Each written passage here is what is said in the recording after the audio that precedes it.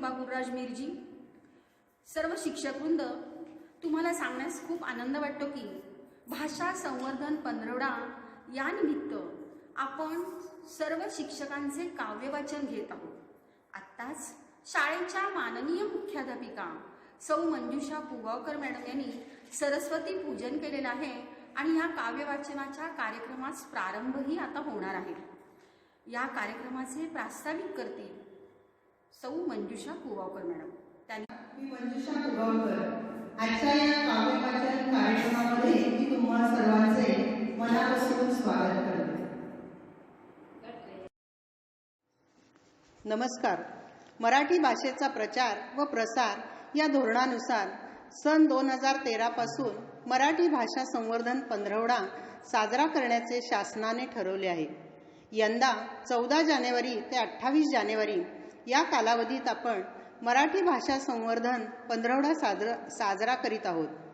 आपल्या महाराष्ट्राची राजभाषा मराठी आहे, तिचा आपल्याला अभिमान आहे। तिचे संवर्धन करण्यासाठी आपल्या शाळेत पुस्तक प्रकाशन, ग्रंथ प्रदर्शन, काव्यवाचन असे वैविध्यपूर्ण कार्यक्रम आपण साजरे करीत आहोत। मुलांनो, पालक हो, कोरोनामुळे तुम्ही शाळेत येत नाहीत, परंतु आम्ही सर्व शिक्षक शाळेत येऊन सर्व शालेय उपक्रम साजरे करीत आहोत व त्याचे व्हिडिओ तुम्हाला पाठवित आहोत। आजही आपल्या लाडक्या शिक्षकांनी त्यांना भावलेल्या कविता, काही स्वरचित कविता येथे सादर केल्या आहेत।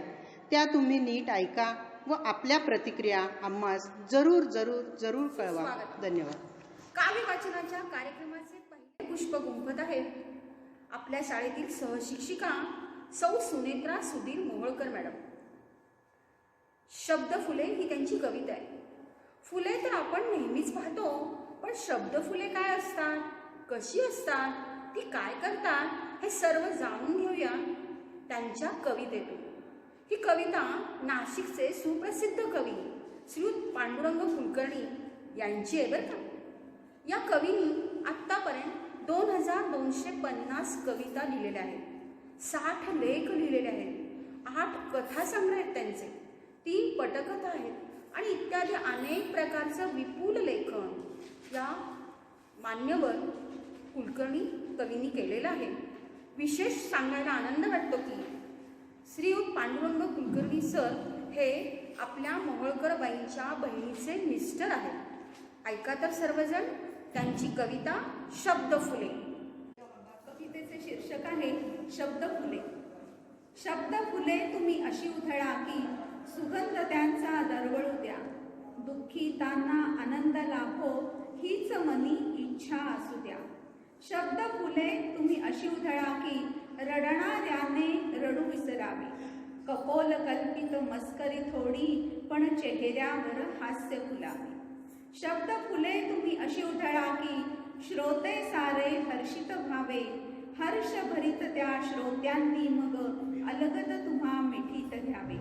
शब्द फुले तुम्ही अशी उधळा की मनापासून दाद मिळावी, थिटा पडे मग पुरस्कारही जिकडे तिकडे वाहवा व्हावी।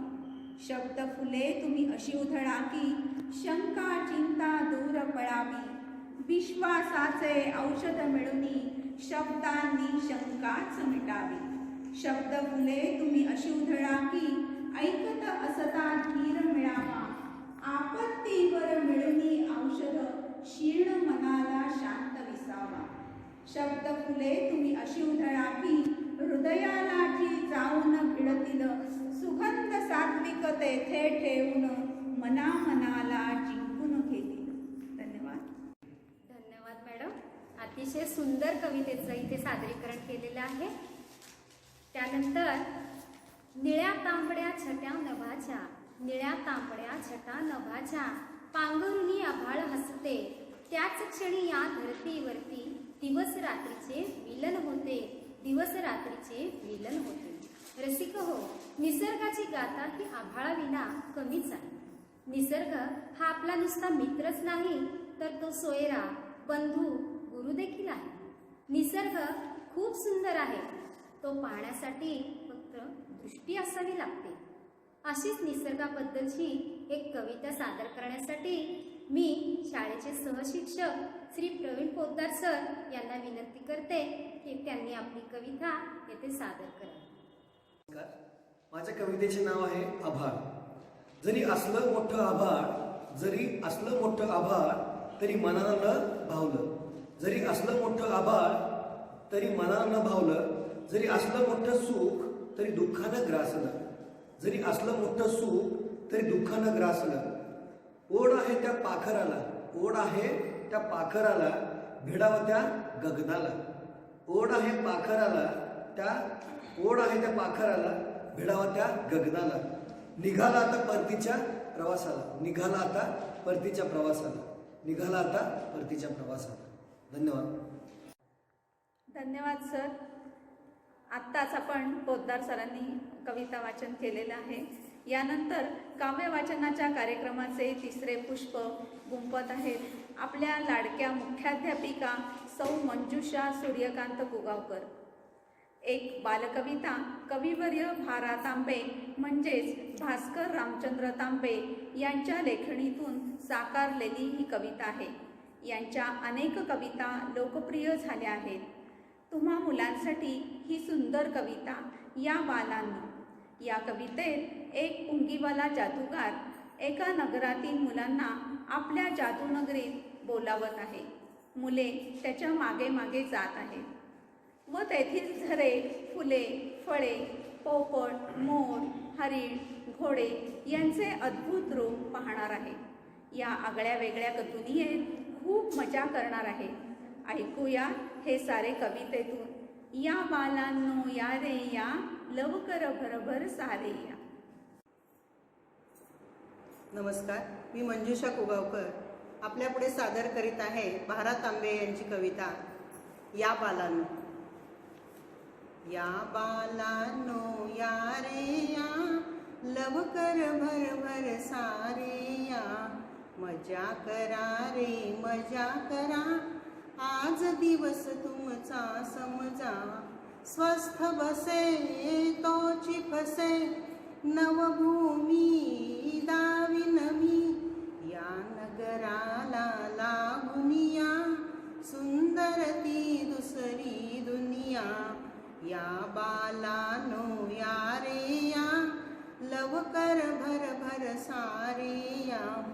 खळखळ मंजुळ गाती झरे, गीत मधुर चहुबाजू भरे. चिकडे तिकडे फुले फळे, सुवास पसरे रसही गळे. परजांचे सोन्याचे ते रावे हे रावे, तर मग कामे टाकुनिया, नवी बघाया ही दुनिया. या बालानो या रे या, लवकर भरभर सारे या. पंख पाचूचे मोरांना, टिपती पाखरे मोत्यांना. पंख फडकती घोड्यांना, मौज दिसेही थोड्यांना. चपल गती हरिण किती, देखावे देखावे.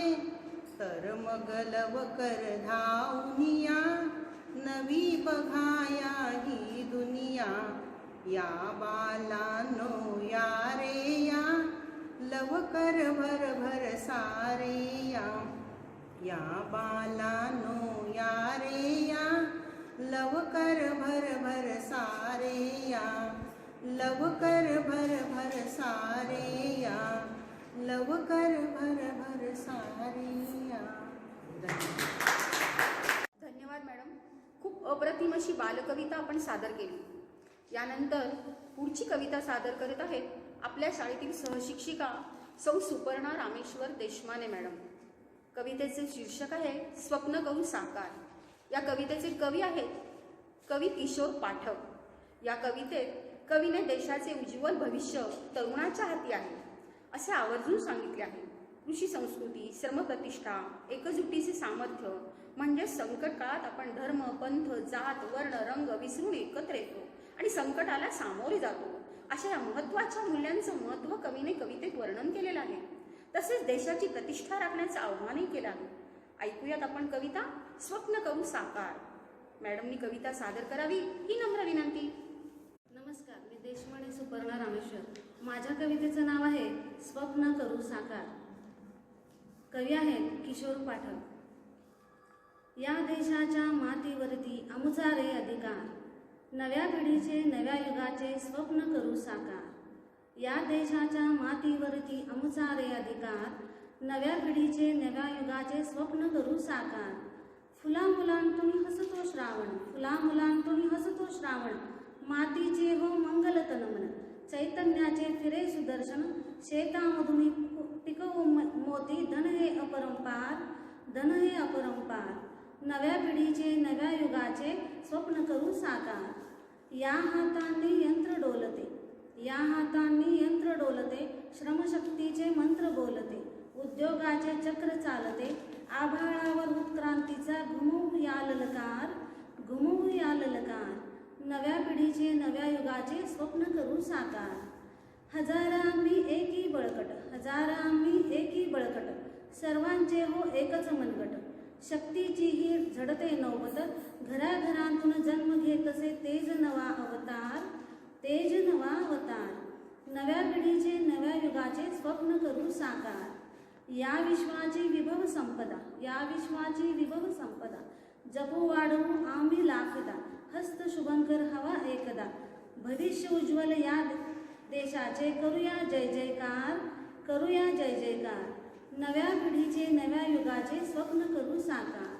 या देशाच्या मातीवरती आमचा रे अधिकार, आमचा रे अधिकार. नव्या पिढीचे नव्या युगाचे स्वप्न करू साकार. धन्यवाद. खूपच छान मॅडम. यानंतर आपल्या शाळेतील सहशिक्षक श्री योगेश कुमार सरवदे सर हे मंगेश पाडगावकरांची एक अतिशय लोकप्रिय कविता सादर करणार आहेत. सर्वांच्या जीवनात चढ उतार येत असतात. काही व्यक्ती जीवनातील फक्त वाईट अनुभव लक्षात ठेवून येणाऱ्या प्रत्येक नवीन अनुभवाला नकारात्मकतेच्या फूटपट्टीने मोजत असतात.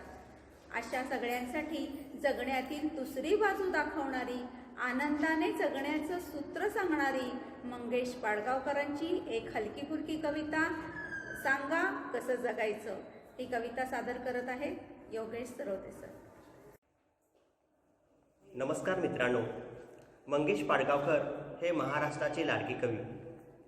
जगण्याविषयीचे तत्त्वज्ञान अतिशय सोप्या शब्दात सांगताना मंगेश पाडगावकर म्हणतात, सांगा कसं जगायचं, सांगा कसं जगायचं, कणत कणत की गाणं म्हणत तुम्हीच ठरवा. डोळे भरून तुमची आठवण कुणीतरी काढतच ना, डोळे भरून तुमची आठवण कोणी काढतच ना, ऊन ऊन दोन घास तुमच्यासाठी वाढतच ना. शाप देत बसायचं की दुवा देत हसायचं, तुम्हीच ठरवा. सांगा कसं जगायचं, तुम्हीच ठरवा. काळा कुट्ट काळाखात जेव्हा काही दिसत नसतं, काळ्या कुट्ट काळोखात जेव्हा काही दिसत नसतं, तुमच्यासाठी कुणीतरी दिवा घेऊन उभं असतं. काळोखात उडायचं की प्रकाशात उडायचं, तुम्हीच ठरवा. सांगा कसं जगायचं. पायात काटे उठून बसतात हे अगदी खरं असतं, पायात काटे उठून बसतात हे अगदी खरं असतं, आणि फूल फुलून येतात हे काही खरं नसतं. काट्यासारखं सलायचं की फुलासारखं फुलायचं, तुम्हीच ठरवा. सांगा कसं जगायचं. पेला अर्धा सरला आहे असं सुद्धा म्हणता येतं, पेला अर्धा सरला आहे असं सुद्धा म्हणता येतं, पेला अर्धा भरला आहे असं सुद्धा म्हणता येतं. सरला आहे म्हणायचं की भरला आहे म्हणायचं, तुम्हीच ठरवा. सांगा कसं जगायचं. सांगा कसं जगायचं, कणत कणत की गाणं म्हणत, तुम्हीच ठरवा. सांगा कसं जगायचं. धन्यवाद. धन्यवाद सर, खूपच छान. श्रोते हो, यानंतर कविता सादर करीत आहेत आपल्या शाळेतील सहशिक्षिका सौ भारती परशुराम शिंदे मॅडम. कवितेचं नाव आहे शहीद. कालच आपण आपला 72वा प्रजासत्ताक दिन मंगलमय वातावरणात साजरा केला. आपला देश इंग्रजांच्या गुलामगिरीत होता. गुलामगिरीतून मुक्तता मिळवण्यासाठी कित्येक महान क्रांतिकारकांनी आपल्या प्राणाची आहुती दिली. या वेळेला जय जवान जय किसान असे म्हणत भारतावरच्या सीमेवर रक्षण करणारे अनेक क्रांतिकारक धारातीर्थी पडले आणि तिरंगात लपेटला जातो तेव्हा त्यांच्याविषयी कोणत्या भावना व्यक्त होतात हेच या शहीद या कवितेतून आपल्यासमोर मांडणार आहेत सौ शिंदे मॅडम. या कवितेच्या कवयित्री आहेत श्रीमती जयश्री कैलास पाटील. माझ्या कवितेचं नाव आहे शहीद आणि ही शहीद कविता सर्व शहीद जवानांसाठी समर्पित आहे. काळ्या आईचा रे श्वास तुझ्या जगण्या आधार, जीवाचा रे पाठी राका किती सोसलास भार, जीवाचा रे पाठी राका किती सोसलास भार. धरित्रीचा पुत्र तू तुझं सीमेवर गाव, वंदे मातरम असं कोरलं होतंस का तुझ्या छातीवर नाव. हृदय भरून येतं बघुनी तुझी खडतर वाटर, चालताना या वाटेवर धरणी देईल तुला साथर, चालताना या वाटेवर धरणी देईल तुला साथर. दिसते जेव्हा कधी मला वासरासाठी हंबरणारी गाय, डोळ्यासमोर येते माझ्या तुझी झुरणारी माय, डोळ्यासमोर येते माझ्या तुझी झुरणारी माय. कंठ दाटून येई दिपुनी देहावरील तिरंग्याची शान, कंठ दाटून येई दिपुनी देहावरील तिरंग्याची शान. वाहते आसवांची रे सलामी माझ्या लाडक्या जवान, वाहते आसवांची रे सलामी माझ्या लाडक्या जवान. जय हिंद. धन्यवाद. खूपच छान. आई म्हणजे गुरु, आई कल्पतरू, आई हीच मुलाचा पहिला गुरु. शाळेत आल्यावर शिक्षक मुलाच्या आईची भूमिका पार पडतात. हे करताना शिक्षकांना त्यांच्या मनाचा ठाव घेऊन त्यांच्या आवडीचा त्यांच्या कलेचा शोध घ्यायचा असतो. त्यांच्या नाजूक दुःखावर नाजूक फुंकर घालावी लागते. अशा एका आईविना तळमळणाऱ्या आपल्या विद्यार्थ्यांशी शिक्षकाचं नातं मांडण्याचा प्रयत्न आपल्या स्वरचित कवितेतून करत आहेत सौ सीमा कोरोलीकर मॅडम. त्यांनी ते सादर करावी कविता अशी मी त्यांना विनंती करते. माझ्या कवितेचं नाव आहे हरवलेली आई. घंटा वाजली तास झाला सुरू, घंटा वाजली तास झाला सुरू, तास होता मराठीचा, तास होता मराठीचा, मध्ये बोलण्याची मुभा नव्हती कोणाला. बाईंनी कविता घेतली शिकवायला, कविता होती आई, कविता होती आई, सर्वांनाच ऐकण्याची होती घाई. बाई आईचा महिमा गाऊ लागली, बाई आईचा महिमा गाऊ लागल्या, तसा शेवटच्या पाकावरचा सदू रडायला लागला. बाई गेल्या जवळ आणि विचारलं त्याला, बाई गेल्या जवळ आणि विचारलं त्याला, का रडतोस बाळ तू, काय हरवलं तुझं, का रडतोस बाळ तू, काय हरवलं तुझं. तसा सदू उत्तरला, बाई हरवायला प्रथम ते माझ्याजवळ असायला तर हवं. तसा सदू उत्तरला, बाई हरवायला प्रथम ते माझ्याजवळ असायला तर हवं. बाई म्हणाल्या, मी समजले नाही, बाई म्हणाल्या मी समजले नाही. आता मात्र सदूच्या रडण्याला पारावारच उरला नाही. मुले म्हणाली, बाई त्याला आई नाही, मुले म्हणाली, बाई त्याला आई नाही. टचकन डोळ्यात पाणी आले कसे हे बाईंनाही कळलं नाही. बाईंनी सदूला मायेनं कुरवाळलं, बाईंनी सदूला मायेनं कुरवाळलं. तेव्हा सदूनही बाईंच्या डोळ्यात आईचं प्रेम ओळखलं, आईचं प्रेम ओळखलं. धन्यवाद. मॅडम खूपच छान सादर केली कविता. मराठी साहित्यातील एक अनमोल रत्न म्हणजे कवयित्री शांता शेळके यांच्या अगणित कविता प्रसिद्ध आहेत, जनमानसात त्या रुजलेल्या आहेत. अशाच प्रसिद्ध कवितांपैकी एक पैठणी ही कविता आजच्या सहवासावर आधारित आहे. तिच्या समवेत तिच्या नातीने घातलेले काही रम्य क्षण या कवितेत दिसून येतात. सादर करतील आपल्या शाळेतील शिक्षिका सौ आदिती कुलकर्णी मॅडम. पैठणी. मै माझी आजी उणीपुरी 76 वर्ष ही राहिली. तिच्याबरोबर मी अनेक क्षण अनुभवले, आज ते तुमच्यासाठी सादर करत आहे. माझ्या कवितेचं नाव आहे पैठणी. फडताळात म्हणजे कपाटात बरं का.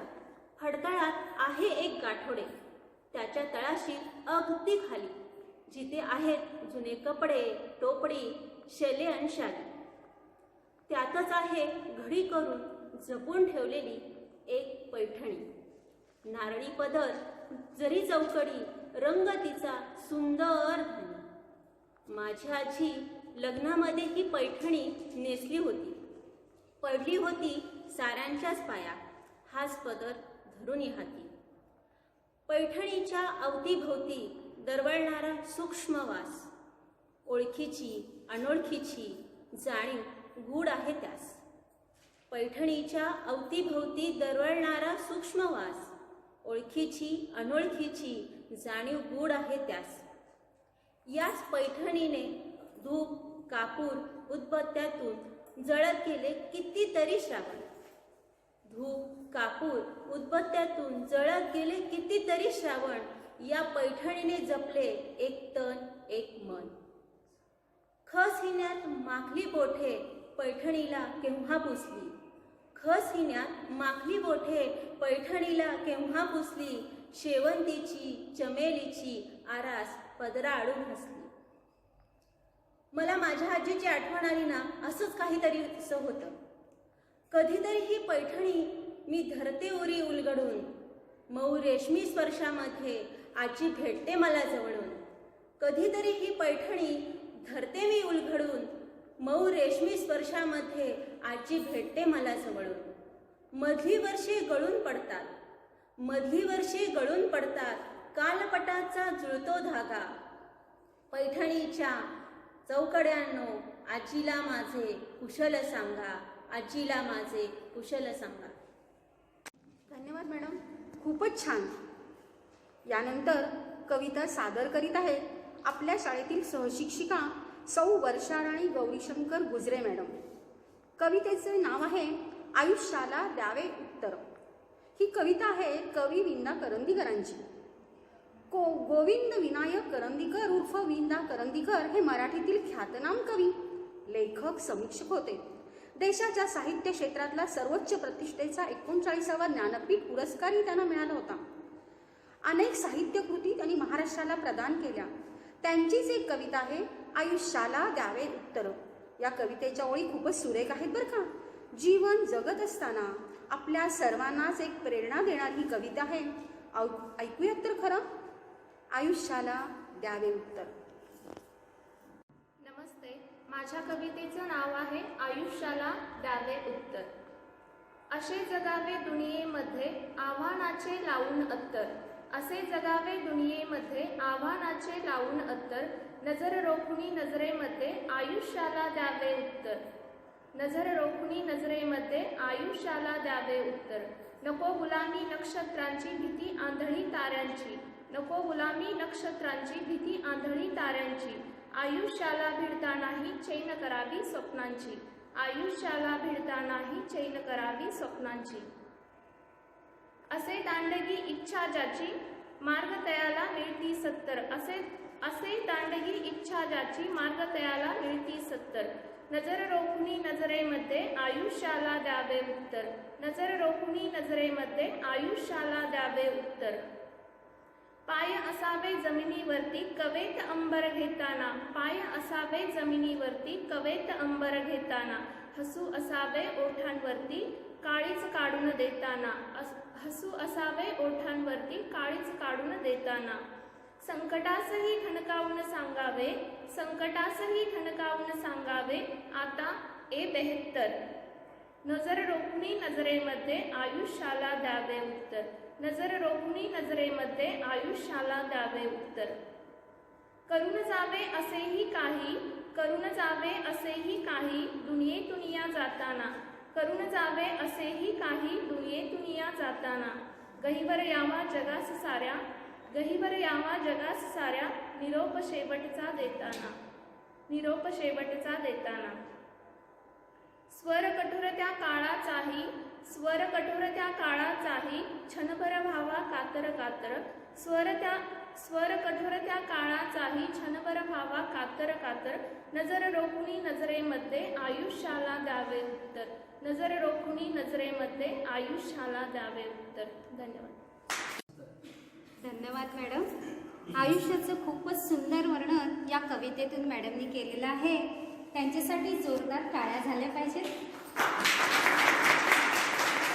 धन्यवाद. नुकताच सोलापूर जिल्ह्यातील श्री रणजितसिंह डिसले यांना ग्लोबल टीचर अवॉर्ड मिळाला. ही खरंच अतिशय अभिमानाची आणि कौतुकास्पद गोष्ट आहे. त्यांची मुलाखत ऐकल्यावर असं कळालं की त्यांना इंजिनियर व्हायचं होतं, पण ते शिक्षक बनले. शिक्षक म्हणून जे जे करू शकले कदाचित ते इंजिनियर झाल्यावर करू शकले नसते. खरंच हा शिक्षक ओल्या मातीला आदरून त्यातून सुंदर कलाकृती निर्माण करणारा जणू निर्माण करताच असतो. शिक्षक हे सतत मुलांसाठी झटत असतात आणि मुलांच्या रूपाने सतत भगवंताला भेटणारे शिक्षक देवाचे आभार मानत असतात. अशीच एक कविता सादर करण्यासाठी मी शाळेच्या सहशिक्षिका सौ शीतल गुरुनाथ जालिंचे यांना विनंती करते की त्यांनी आपली कविता येथे सादर करावी. नमस्कार, मी शीतल जालिंचे. मुलांना शिकवण्यात जो आनंद मला मिळतो तो खरंच अवर्णनीय आहे आणि म्हणूनच मी आज देवाने मला शिक्षक बनवलं म्हणून आभार मानण्यासाठी ही कविता आपल्यासमोर सादर करीत आहे. कवितेचं नाव आहे भाग्यवंत मी शिक्षक. देवा फार छान केलंस मला शिक्षक बनवलंस म्हणून. देवा फार छान केलंस मला शिक्षक बनवलंस म्हणून. डॉक्टर बनवले असते तर नाराज चेहरे पाहावे लागले असते. म्हणून देवा फार छान केलंस मला शिक्षक बनवलंस म्हणून. इंजिनियर बनवले असते तर दिवसभर निर्जीव यंत्र पाहावे लागले असते. म्हणून देवा फार छान केलंस मला शिक्षक बनवलंस म्हणून. बँक अधिकारी बनवले असते तर दुसऱ्यांचे धन सांभाळत बसावे लागले असते. म्हणून देवा फार छान केलंस मला शिक्षक बनवलंस म्हणून. नेता बनवले असते तर नाईलाजाने सगळ्यांची मने धरावी लागली असती. म्हणून देवा फार छान केलंस मला शिक्षक बनवलंस. देवा तू माझी किती काळजी घेतलीस हे मला आत्ता कळलं. देवा तू माझी किती काळजी घेतली हे मला आत्ता कळलं. रोज विद्यार्थी रूपाने तुझे अनंत रूप दाखवतोस. दिवसभर माझ्याशी बोलतोस, हसतोस. खरंच मी किती भाग्यवान की दररोज तुझी भेट होते. साधू संत किती जप तप करतात तरी तू त्यांना रोज भेटत नाहीस. या जन्मी तुला रोज भेटण्याची सेवा दिल्याबद्दल मी तुझे किती किती आभार मानू. म्हणून देवा फार छान केलंस मला शिक्षक बनवलंस म्हणून. देवा तुझे आभार मानायला माझ्याजवळ शब्दच नाही. देवा तुझे आभार मानायला माझ्याजवळ शब्दच नाही. देवा फार छान केलंस मला शिक्षक बनवलंस म्हणून. देवा फार छान केलंस मला शिक्षक बनवलंस म्हणून. धन्यवाद. धन्यवाद जालिंचे मॅडम. खरंच आपण सर्वजणच खूप भाग्यवान आहोत की आपण सर्व शिक्षक आहोत. शाळा हे एक असे ठिकाण आहे की जिथे शिकल्यामुळे समाजात आपली एक स्वतंत्र ओळख निर्माण होते. शाळा हे एक असे ठिकाण आहे की जिथल्या संस्कारामुळे प्रत्येकजण सुजाण नागरिक बनतो. म्हणूनच आज सुनीता म्हेत्रे यांच्या कवितेतून आपल्या शाळेविषयीच्या भावना व्यक्त करणार आहे सहशिक्षिका सौ मधुरा मिलिंद छत्रे. कवितेचे शीर्षक आहे माझी शाळा. माझ्या कवितेचं शीर्षक आहे माझी शाळा. प्रिय अशी ही शाळा माझी, तिच्यावर मी काय लिहावे. महती जिची गाता गाता शब्दांनीही कमी पडावे. इथेच शिकले, इथे वाढले, इथे खेळले अन पागडले, इथेच हरुणी पुन्हा जिंकले, सर्वार्थाने इथेच घडले. लहान मोठे कुणीही नव्हते, भासत होते घराप्रमाणे. भावंडे जणू आम्ही सगळी, शिक्षक माता पिताप्रमाणे. सर्वांसाठी खुल्या होत्या विविध स्पर्धा, अनेक खेळ. शिक्षण, क्रीडा, साहित्य, कला या सगळ्यांचा होता मेळ. नमन असो साऱ्या गुरुवर्या, छत्राखाली तुमच्या आले. अन परिसस्पर्शी या शाळेच्या आयुष्य माझे सोने झाले, आयुष्य माझे सोने झाले. धन्यवाद. धन्यवाद मॅडम. तुमच्या शाळेविषयीच्या भावना सगळ्यांपर्यंत अगदी छान पोहोचल्या बरं का. रसिक हो, एखाद्या असामान्य किंवा निराळ्याच व्यक्तीशी समाजाची वागणूक ही वेगळीच असते आणि त्यात जर एखादी व्यक्ती दिसायला वेगळी किंवा कुरूप असेल तर मग विचारूच नका. पण अशीच मुले समाजात काहीतरी बदल घडविण्याचे आणि इतिहास घडवण्याचे धाडस करतात आणि ते समाजात वेगळा दर्जा निर्माण करतात. आपले प्रतिभावान कवी गदिमा म्हणजेच ग दि माडगूळकर यांनी रचलेली अशीच आशयाची एक कविता आज येथे सादर होणार आहे. कवितेचे शीर्षक आहे राजहंस.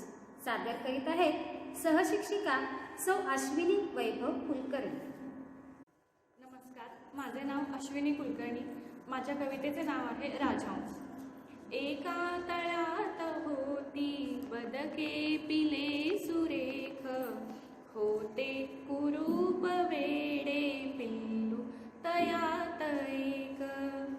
कोणी न त्यास घेई खेळावयास संगे, सर्वाहुनी निराळे ते वेगळे तरंगे. दाहुनी बोट त्याला म्हणती हसून लोक, आहे कुरूप वेडे पिल्लू तयात एक.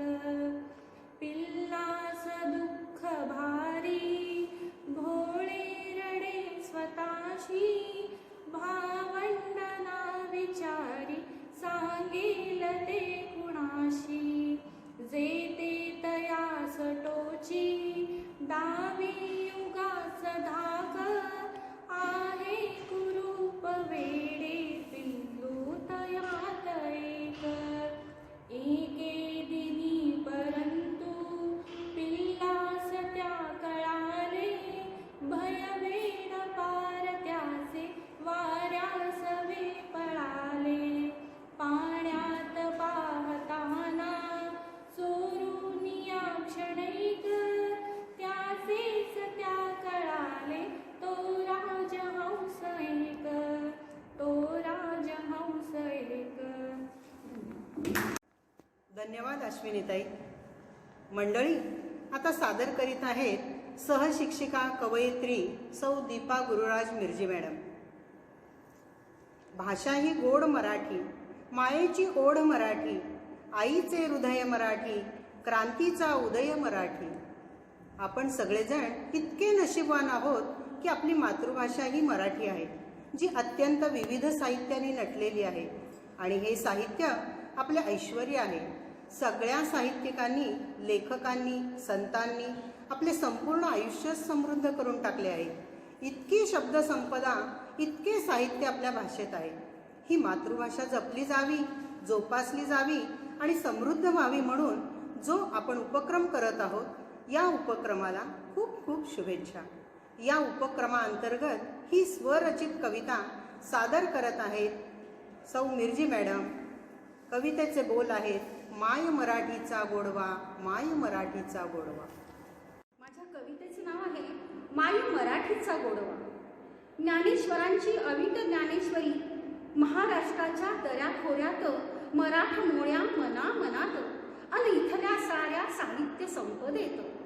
तुकोबाच्या अभंगाची गोडी, नामदेवांचे दोहे नरहरी सोनार, चोखोबा जनाबाईंच्या ओव्या, एकनाथी भारुड आणि गवळणी. मना मनात पेरा गोड मराठी, मना मनात रुजवा माझी मराठी. महाराष्ट्राची मराठी, आपल्या तन मन अंतरंगात मराठी. हृदय दीप उजळूया, हृदय दीप उजळूया, सर्वांच्या श्वासात जागूया. माय मराठीची थोरवी साता समुद्र पल्याड नेऊया.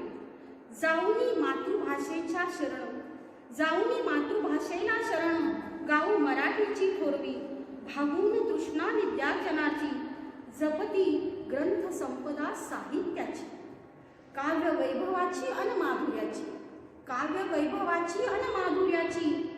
माती मातीतून उगवावी, फुला फुलातून फुलवावी, मेघा मेघातून बरसावी. ज्ञानकण वेचून माझी माय मराठी माय मराठी. रुजूया अभिमान मातृभूमीचा, अहो रुजूया अभिमान मातृभूमीचा, व्यथा कथा काव्य साहित्याचा. उजळूया दाही दिशा तुझ्या, कीर्तीच्या शौर्याच्या गाथांच्या. ध्येयपूर्ती अनप्रगतीच्या, ध्येयपूर्ती अनप्रगतीच्या. धन्यवाद धन्यवाद.